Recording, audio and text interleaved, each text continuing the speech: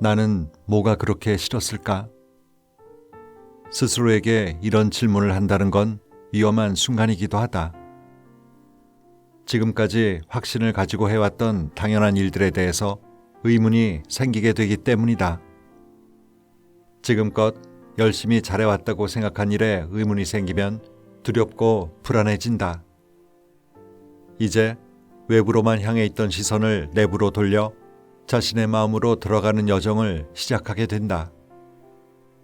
자신에 대한 질문은 이러한 여정의 첫발이다. 이 과정은 쉬운 과정이 아니다. 그동안 만나기 싫었던 자신의 모습을 마주하면서 그 속에 머물러야 하기 때문이다. 책 읽는 다락방의 죄입니다. 우리는 모두 되고 싶은 자신의 모습, 그리고 기대하는 생활을 그리며 삽니다. 문제는 자신의 현실과 그 간극이 커지면 생기게 되는데요. 자신의 현실을 받아들이지 못하면 그때부터 사는 게 괴로워집니다.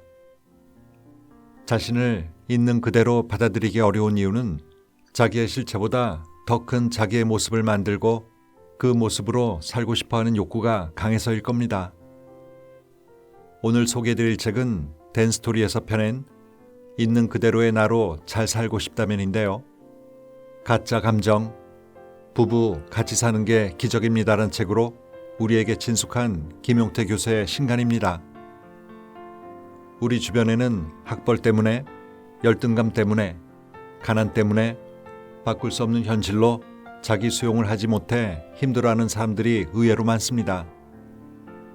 이 책은 이런 이유들로 저자와 상담을 진행했던 내담자들의 사연과 그 치료 과정을 사례로 들면서 자기 수용에 대한 이야기를 해주고 있습니다. 그럼 책 속으로 함께 들어가 보실까요?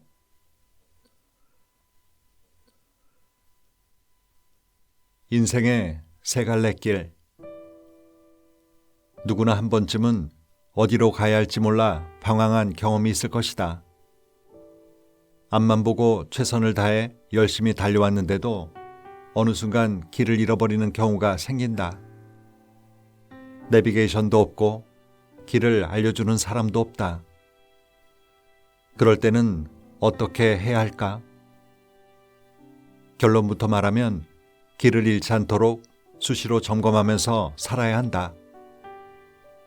내가 지금 어디에 있는지, 그리고 어디로 향하고 있는지 계속 확인해 봐야 한다. 그것이 깨어있는 삶이다.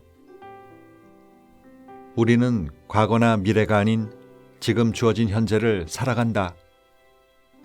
그런데 어떤 사람들은 괴로운 과거에 빠져 사는가 하면 허황된 미래에 빠져 살기도 한다. 몸은 현실에 존재하는데 엉뚱한 곳에서 방황하며 정작 자신이 어디에 사는지 알지 못하는 것이다. 그런 사람들은 대부분 살다가 심한 벽에 부딪혀야 자신의 삶을 뒤돌아본다. 내가 왜 이렇게 살아왔을까? 내 인생은 왜 이 모양일까? 뒤늦은 후회를 하거나 신세한탄을 한다. 나는 심리상담가로 일하면서 인생의 길을 잃고 살다가 뒤늦게 후회하는 사람들을 많이 만났다. 심리상담가의 역할 중 하나가 그런 사람들이 길을 찾을 수 있도록 돕는 일이다. 내담자들을 상담하면서 나는 사람들이 많이 가는 세 가지 길을 발견했다. 첫째, 현실 회피와 자기 비하의 길. 둘째, 현실 부정과 자기 과장의 길. 셋째, 현실 수용과 자기 발전의 길이다. 현실 회피와 자기 비하의 길. 이 길은 현실을 부정하면서 살다가 더 이상 자기가 원하는 대로 살기 어려워지면 그대로 현실에 안주하는 사람들이 가는 길이다. 해도 안 되는구나. 그래, 맞아. 현실의 벽은 너무 높아. 그저 남들 사는 대로 그냥 살자 라고 자신을 위로하면서 현실에 안주하거나 남들도 다 그렇게 사는데 나라고 뾰족한 수가 있나? 라며 자기 합리화를 통해서 현실에 안주하기도 한다. 다수의 평균 속에 자신을 집어넣고 문제가 없는 것처럼 사는 것이다. 이렇게 하면 현실을 수용하기가 참으로 어려워진다. 현실에 안주하는 마음은 일종의 현실 회피라고 할 수 있다. 얼핏 보면 현실 안주를 현실을 받아들이는 수용적 모양새로 착각할 수도 있다. 하지만 그 내면으로 들어가 보면 현실을 강하게 부정하고 있음을 알 수 있다. 현실의 벽을 너무 높게 생각한 나머지 자신은 아무리 노력해도 현실을 바꿀 수 없다고 생각하고 주저앉는 것이다. 이런 사람들은 결국 모든 것을 포기하고 주어진 현실대로 살아가는 삶의 방식을 취하게 된다. 이러한 삶의 방식은 대부분 희망이 없는 무의미한 삶 또는 적당히 타협하는 안전제일주의의 삶으로 흘러간다.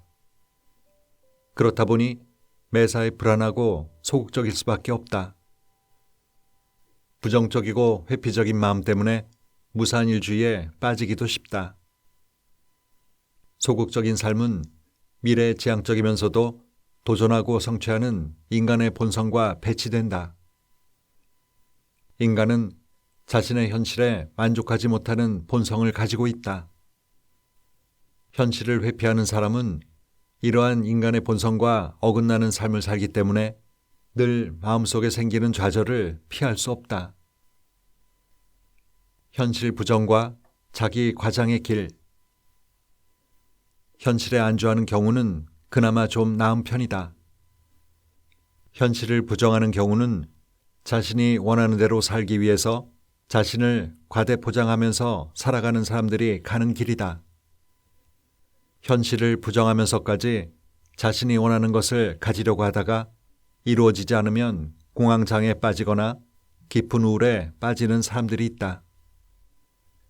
공황장애는 자기가 원하는 대로 상황을 통제하거나 조절하려는 주도적인 마음이 강한 사람 또는 상황과 관계없이 원하는 대로 살려고 하는 사람들에게서 많이 나타난다.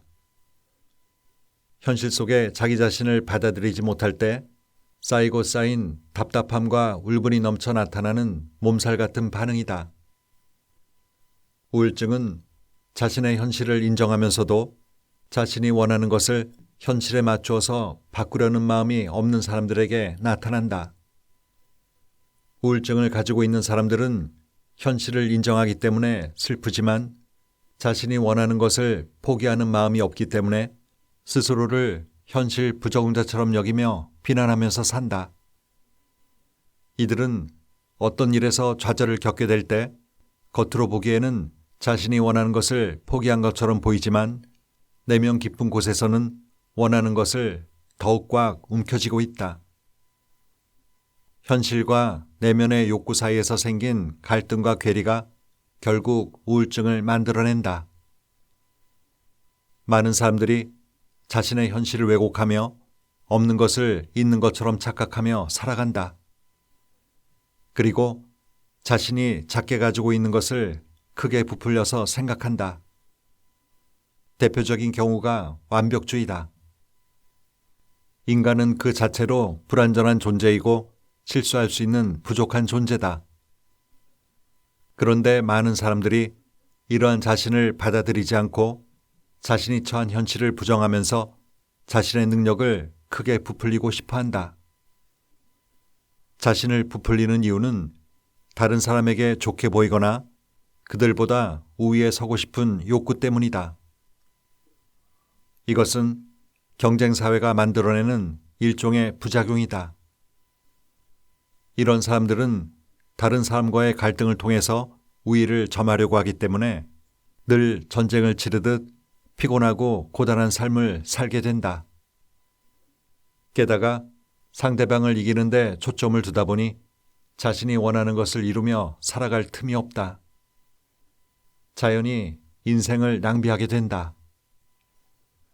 이런 사람들은 끊임없이 불안에 시달리다가 나중에는 공황장애로 고생하기도 한다.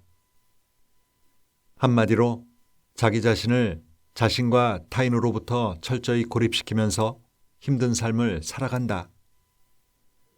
이런 사람들은 겉으로는 다양하고 떠들썩한 대인관계로 화려해 보이지만 내면적으로는 외로움과 씨름하면서 고독하게 살아간다.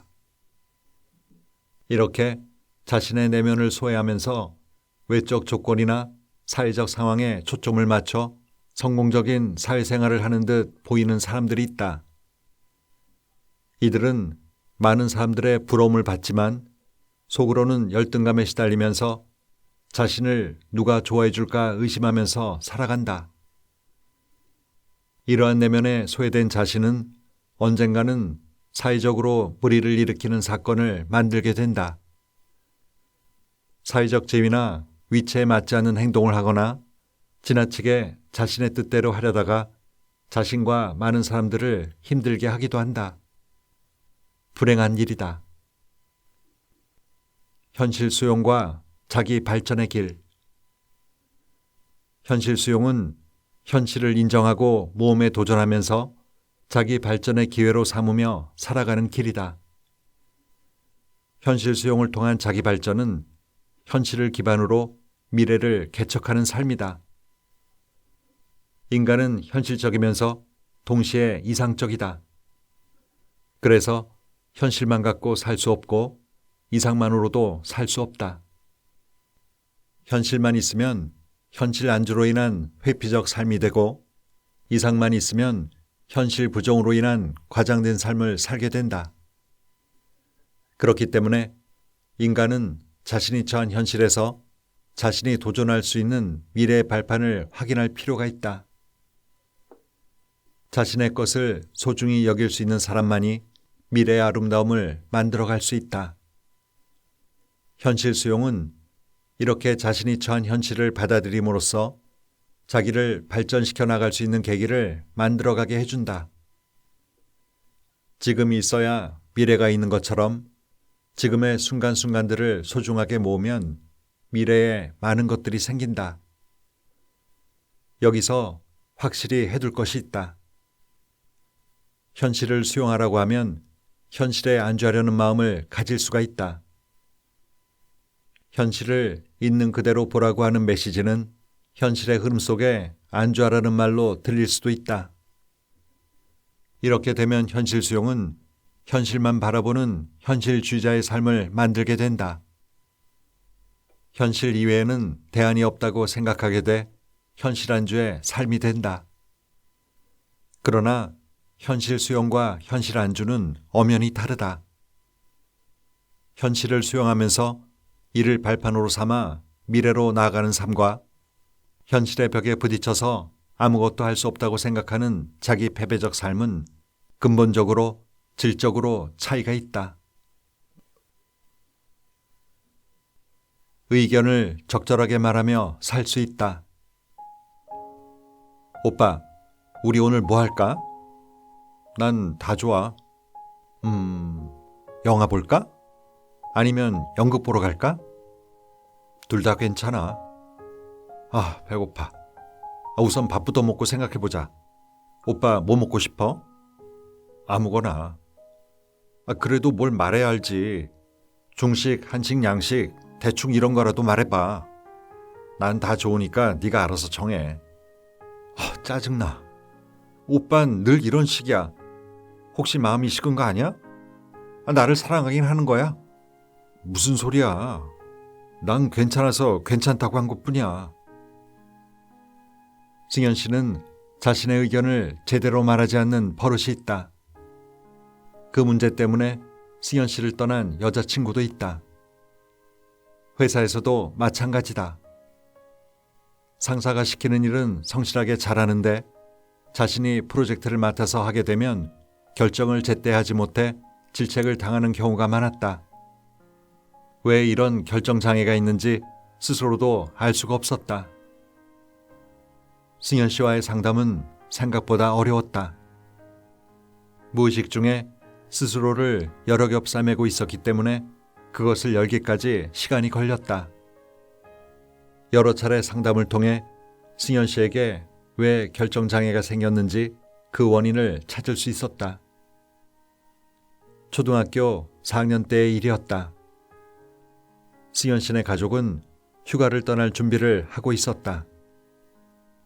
아버지와 어머니는 산과 계곡으로 가고 싶어 하셨다. 하지만 승현 씨는 바다로 가고 싶다고 떼를 썼다.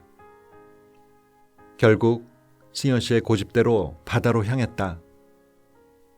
그런데 바다에서 고무 튜브를 타고 놀던 승현 씨는 자기도 모르는 사이에 깊은 바다 쪽으로 흘러가게 됐고 마침 튜브에 바람이 빠지는 바람에 위기에 처했다.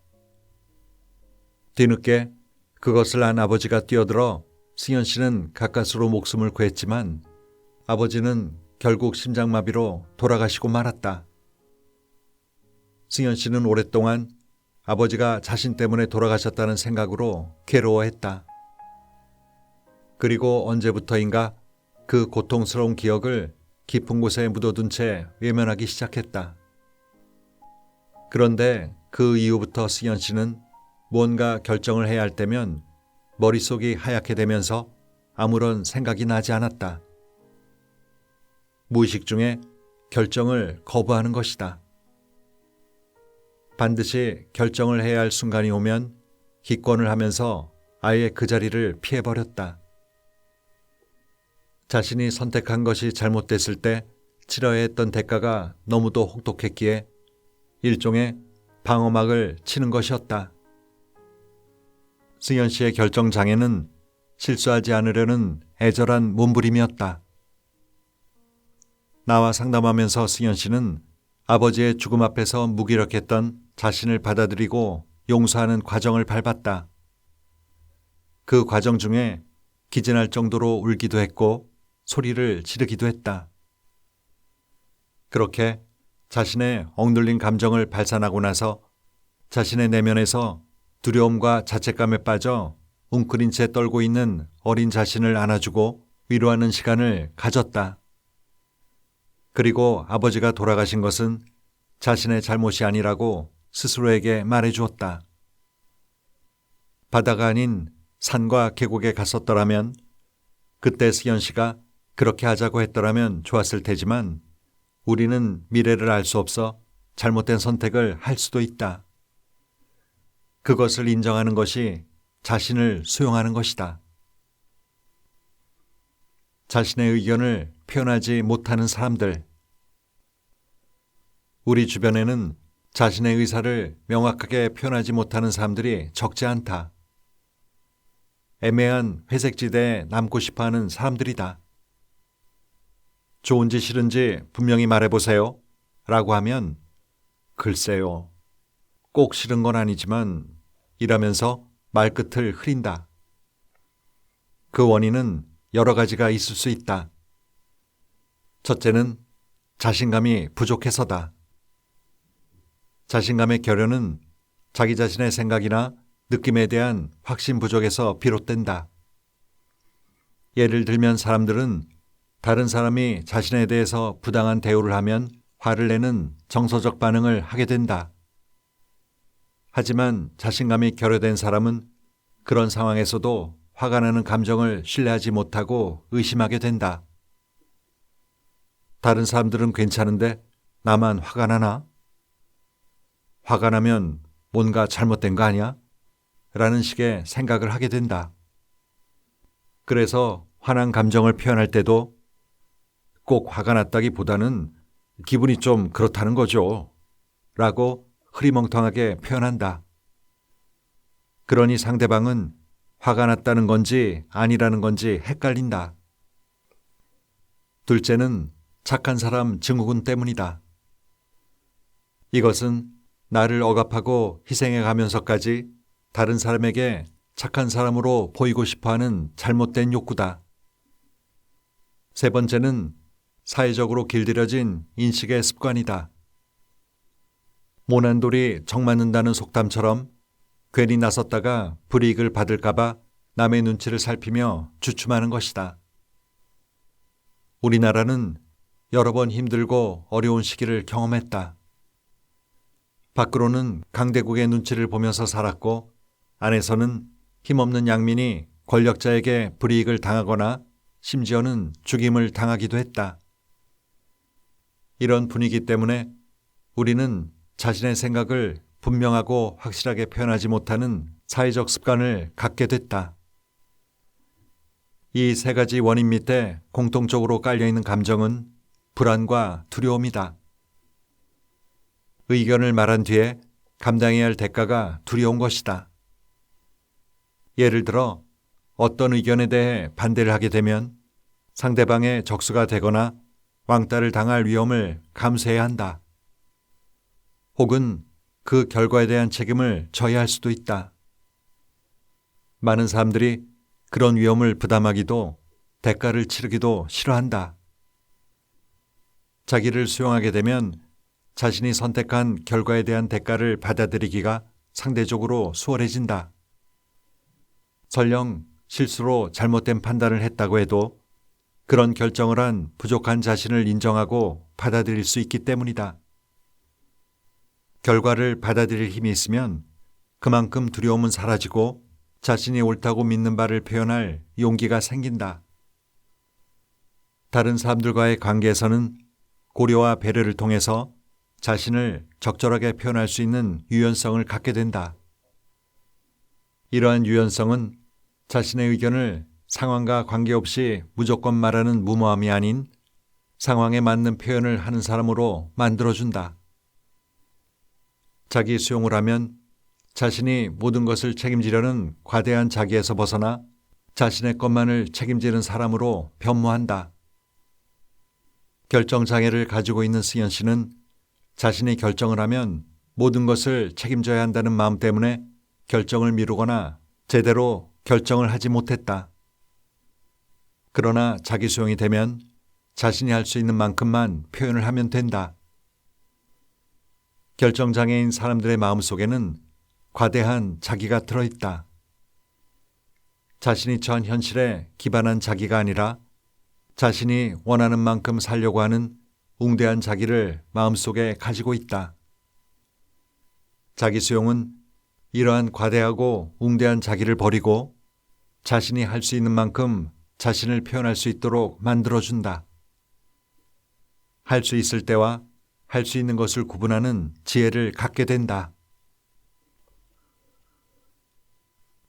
부풀리기 권하는 사회. 자기 자신을 받아들이기 위해서는 내가 사는 지금의 사회를 정확하게 보는 눈이 필요하다. 내가 몸담고 사는 사회의 기준에 나도 휩쓸리거나 영향을 받아서 있는 그대로의 자기 자신을 받아들이지 못하는 경우가 많기 때문이다. 우리 사회에서 잘 산다는 기준은 대체로 다음과 같다. 명문대학을 졸업해서 좋은 직장을 갖고 서울과 같은 대도시의 넓은 아파트에 살면서 고급 승용차를 몰고 다니는 것. 그에 미치지 못하는 삶을 사는 사람들은 상대적 빈곤감에 허덕이며 자기 수용이 몹시 힘들어진다. 자기 현실을 받아들이지 못하게 되면 부풀리기 현상이 자연스럽게 일어난다. 우리나라가 경제적 급성장에도 불구하고 국민의 행복지수가 낮은 원인은 이러한 사회적 배경과 무관하지 않다. 모든 사람이 부풀린 상태에서 살게 되면 그 사회는 안정된 사회가 되기 어렵다. 국민 소득은 늘었는데 가계부채는 최대치에 이루고 있는 현실도 이런 맥락에서 나타난 현상이다. 우리 사회에서는 나보다 힘이 센지, 지위가 높은지, 돈이 많은지로 사람을 대하는 경우가 많다. 근래 들어 끊임없이 갑질 이슈가 나오는 이유다. 갑을 관계로 돌아가는 사회에서는 무시당하지 않기 위해 더 힘을 가지려 하고 더 많이 돈을 벌려 하고 더 높은 지위에 오르려 한다. 갑의 횡포에 을로 서러움을 당한 사람들도 자기보다 못하다고 여기는 을들에게 갑질을 하며 스트레스를 푼다. 악순환의 사회가 된다. 이런 사회에서는 자기 수용이 아주 어려워진다. 부풀리기를 권하는 사회이다. 사회의 기준은 외형적인 것뿐만 아니라 개인의 내면에도 영향을 준다. 사회가 인정하는 괜찮은 사람, 좋은 사람의 기준에 맞춰서 살기 위해 개인은 자신의 본래 성향이나 감정도 억압하게 된다. 좋은 부모, 좋은 자식, 좋은 남편, 좋은 아내의 기준에 자신을 맞춰서 살려고 하기 때문이다. 여러 번 말하지만 감정을 억압하면 억눌린 감정은 언젠가는 터진다. 개인이 감정적으로 억압한 채 살게 되면 어디선가 억누른 감정들이 터지면서 사회 전체가 불안정해진다. 보복운전, 여혐, 남혐 현상, 묻지마 살인, 직계 좀비 속 살인과 같은 비상식적인 범죄들이 늘어나는 것도 이 때문이다. 개인의 자기 수용은 사회 전체의 거품을 줄이고 안정적인 사회를 만드는 가장 빠른 길이다. 환상과 현실의 차이만큼이 고통의 크기일 겁니다. 부정적인 감정이 올라올 때마다 나는 어떤 환상을 갖고 있기에 지금의 현실이 받아들여지지 않을까? 라는 질문을 스스로 던져보라고 저자는 말합니다. 현실을 직시하고 수용하기 위해선 마음 근육을 키우는 자기 노력이 있어야겠죠. 금방 되지 않을 뿐더러 그 과정은 고통스러울 수도 있습니다. 하지만 그 고통을 피하려고 남 탓을 하며 환상 속에서 살아간다면 결국 나의 인생도 남의 인생도 아닌 삶을 살다가 이 생을 마칠 수도 있습니다. 오늘도 좋은 하루 보내세요.